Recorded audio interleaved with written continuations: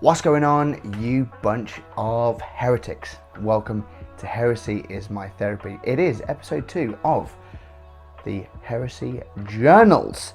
We're going to get straight into it. Obviously, last week I spoke about my army list, what was kind of going on with it, what I've picked, what I've chosen. The game still continues. But before I go into that, I want to talk about a bit of a dream list. Because, you know, the Krieg are here, they're in full flight. And I want to give you a quick idea for 1,000 points, quite thematic I might add, with the current update, with the current list points in the codex, which are probably right, probably out of date, and I'm probably already going to be wrong. So bear with me here. So imagine this, you've got, and this is what I've kind of plucked up going on that sort of listing. Drea, 10 Death Corps of Krieg, Death Riders, and then basically times 2 of this of identical companies. So Krieg Command Squad, 20 into 2 squads of 10 veterans, 5 engineers in each, your heavy weapons teams, your siege cannons, and a Castellan. Throwing it out there, bear with me, the Castellan is going to give 2 orders, one for those 2, 45 points they are, one for each of those 2 siege weapons. Give them the take aim, hitting on 4s rather than 5s. You've then got a fair amount, you've got those siege weapons going in, you've got the heavy crews, you've got the 2 HQ elements that can give plenty of orders. Keep Drew at the back to give 3 orders, and then use him as a last minute charge to go forward and kind of sweep through. I don't know, bit of a rush list. I don't know, I think it's about 1,000 points there or thereabout on the nose. And then obviously you would have a big tank squadron as like a separate, as another list. And then you can combine the 2 together. Don't know, let me know what you think. I would love to get your feedback on that wild little Krieg list. But anyway, I digress. Okay, so what I've learned so far with the army list that I gave you guys last week. First of all, thank you so much for the feedback on that. Super helpful. Obviously the game continues. We're now at the start of turn 3. We didn't really have much time the other day to get the rest of the turn done, but we got through my turn 2 and my opponent's turn 2, which was really cool. So things for me that I've learned so far: the command squad, the company heroes has worked really well. Some really good big hitters. I didn't realize they had 4 wounds each. So that kind of helps out with the kind of my captain in there as well. I do agree with what you guys were saying on the last episode. I've definitely taken too many captains. I need to kind of take more lieutenants and get some bigger firepower. I think I'm missing something like a repulsor or repulsor executioner. I think that's missing from my list. That's going to have to be something I need to think about and probably purchase. So yeah, I mean, at the moment, Pyreblasters, Infernus Marines are pretty much an auto take for me now. I think I just really like the fact that you can do a whole realm of damage in buildings while you're in cover, hitting automatically. Yeah, not that strong, but when you've got, you know, the amount of, especially when you're playing against a horde army like Tyranids and something, I've definitely found that those flame weapons just seem to just incinerate so much stuff. So at the moment, from what I've taken so far in this game and the 2 games before, a set of 10 Infernus Marines for me are probably going to be a bit of a big, a definite auto take moving forward. Love to know what you guys think and what you guys consider to be an auto take in a 1,500 to 2,000 point army list. I'd love to know. I know you can kind of chop and change bits and pieces to go out, but for me at the moment moving forward, that is straight away first thing I'm going to add to my roster is a squad of 10 Infernus Marines. Probably with maybe a lieutenant in there as well to get some re-rolls on some stuff. But at the moment, absolutely Infernus Marines. So yeah, I'm just kind of playing around with that. The game continues. Again, we've taken a few bits and pieces out. We've taken out some key aspects of the opponent's Tyranid army. Again, his Tyrannophax didn't do too much this round, thankfully. Probably because he didn't really have. Oh no, tell a lie. And also, I forgot to mention, the Ballistus Dreadnought is also an absolute auto take for me.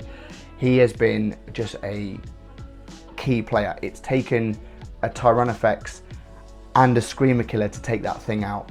That Ballistus Dreadnought is absolutely fantastic. Heavy hitter, moves quite well around the board, and is just really good for just blowing stuff up.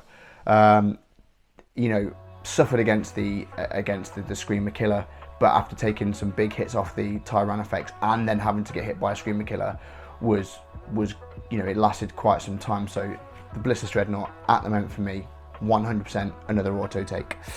Right, so game's going well. At the moment, units are doing poorly.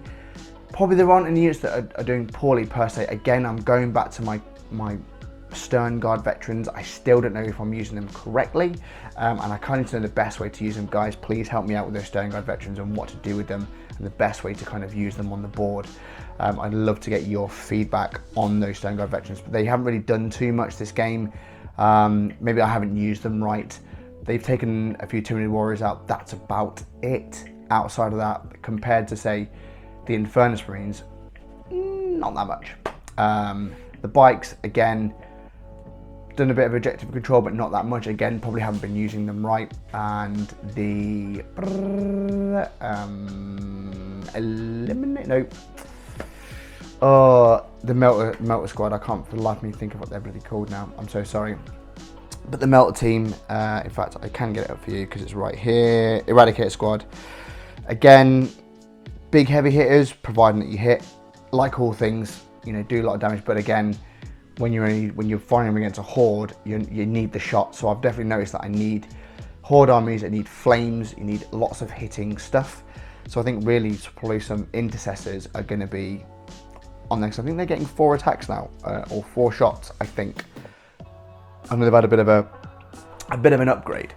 So yes, things are going well. Really enjoying the game. I'm having to think a lot more, you know, using my stratagems, using my special rules for the characters that I've got in order to get the most out of the game. So yes, going really well. Next up, I've had a bit of a thought really about Space Marines, and the kind of flavouring at the moment is that they are flavourless. It seems to be a very common theme on many chats and many channels. And this week I've kind of had a bit of a scratch in my head about, well, there's so many really cool stuff within Space Marines, the Depth Stars and all the chapters that are in there involved. Blood Angels, Dark Angels, Ultramarines are doing well. You've got your Death Watch elements. You've got all these really, really cool things. And you just don't have the money to just buy all these different really cool armies. So, moving forward, I think what I'm going to do is this, to save me some money. Have a good think about this. Is get all your Adeptus Astartes generic things. You know, Inceptors, Infernus, you know, your Phobos stuff. All your like generic Adeptus Astartes models. Paint them tactical black, give them blacked out weapon, almost stealth, almost like the Death Troopers of Star Wars. Green eyes, silver, silver chest plate, a silver helmet for sergeants, whatever, you know, keep it real, like black and silver, real simple. And then basically buy characters for certain armies that you like the look of, that you want to have a bit of expression of painting and enjoyment with. So let's say you don't want to play Space Marines, so you don't want to play Ultramarines, but you like Titus and you like the look of Marnie's Calgar, but I don't want to paint a million things blue. We'll just buy those two and you've already got, say, like your core stuff, like your core auto takes as your core fundamental parts, and then just buy the specialist pieces for that army. So let's say you like Blood Angels. You don't want to paint loads of stuff red, but you think, oh, actually, I've really been enjoy playing Ultramarines. I actually fancy getting Dante and a few other bit of pieces. I'll buy those and then just take them with a load of blacked out Marines. Like, I don't know why I haven't done this before. That way you can have a little bit of flavour of, well, I can play different armies, just buy those characters. They'll look great in my display case, and then I just pull out the generic Space Marines that I need made to order. Because they're all blacked out, black weapon, silver, bit of basing, give you captains, sergeants and lieutenants a different like colour scheme of helmets. They all kind of look a little bit stealthy, and but then they're all there good to go, and you can just use no markings, no nothing, but they're all there for when you need them. Terminators, Stern Guard, the full range. And then just buy the like you want the Inner Circle or you want a Primarch. We'll just buy those specific things for that army, like the specialist stuff, and then add the rest of it with the rest of your force. Just throwing it out there. I mean, what do you guys think of that? Is that a crazy idea? I think I'm going to do it. I think I'm just going to go with, I love my Sons of Horus type stuff that I've got going on. but I also like, maybe want to play Ultramarines. I want to use Titus that I've got up there. Maybe I want to use, I want to paint up, you know, I've got some bits and pieces from the Combat Patrol magazine, like Chief Librarian Tigeris. Really, really cool. But I haven't got an Ultramarines army. But I thought, well, actually, what if you've just got a generic baseline army painted in like the clones almost, but Death Troopers, good to go, but they're all the specific things that you need, painted in black, and then just attach them in. I mean, we're basically making up lore as it is anyway, so what does it matter? Food for thought. Food for thought. Right. So this week, the projects that I've been working on to keep you guys in the loop. Right, so I probably mentioned it before, the February challenge from Travelling Man UK, the Super Brush Bowl. Again, I want to say a huge thank you to Travelling Man for sending me out the Blood Bowl team and the free model. Turns out I've got a skeleton. Where are you, little skeleton? Turns out I've got the skeleton guy. So yeah, that should be really fun. So I've got the skeleton guy and my 4 paints that I've got to work with, and again I'll keep you updated throughout this month. I've got Flash Gets Yellow, so okay. Mouldy Wine from the Army Painter. I've got another war paint, Army Painter Fanatic, Baron Blue, that's pretty cool. And I've got acrylic colours, US Dark Green. So I've got a few ideas of what I might try and do with those. Try and make it a bit more of a fancy colour scheme and just trying to like dry brush them in certain ways onto the model. So looking forward to that. So hopefully you guys will, hopefully you can see this guy. If not, I'll throw some B-reel over so you can see the guy on there. But yeah, so that's like a current ongoing project. Right, the Sons of Horus Heresy models, they are now complete and are off to Ben Warren. He's got his all done, so that got done this week. So that's a bit of a tick off the box. So that's really good news. Grey Knights, I'm currently doing Castle and Crow. I am going to do there should be a B-reel going over now of Castle and Crow and how he's getting on. I have been using solely the Army Painter Speed Paint range, which hopefully you guys I spoke about last week and did an unboxing of that the other day. If you haven't seen that video, go and check it out. It's a full unboxing of those paints. I'm really enjoying them. They are a little different to the Citadel contrast paints, is what it is. Hey, great stuff.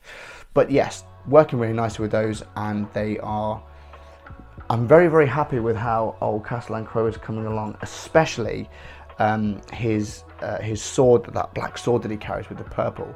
It's coming along really, really nicely. And hopefully you can see in that camera, but that also with the black, that also gave me the idea for those Space Marines. So stay tuned for that. So yes, Crow should be done by the next episode, hopefully. Again, Super Sport Challenge, skeleton is built and based.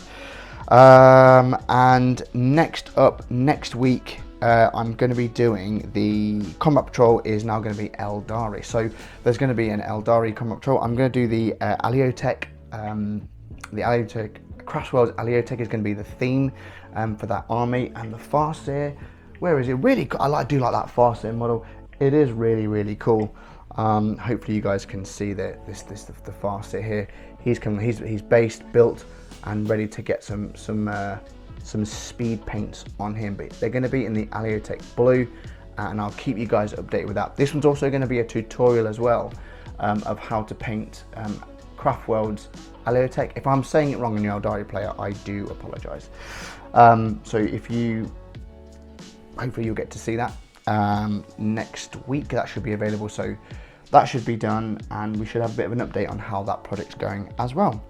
So yes, projects still ongoing. We're currently working on the Grey Knights, Sons of Heresy stuff is done, Blood Bowl Challenge, and of course I'm going to be doing trying out this new kind of like tactical black Space Marine sort of concept, so that should be quite good fun. Moving on, speed paints.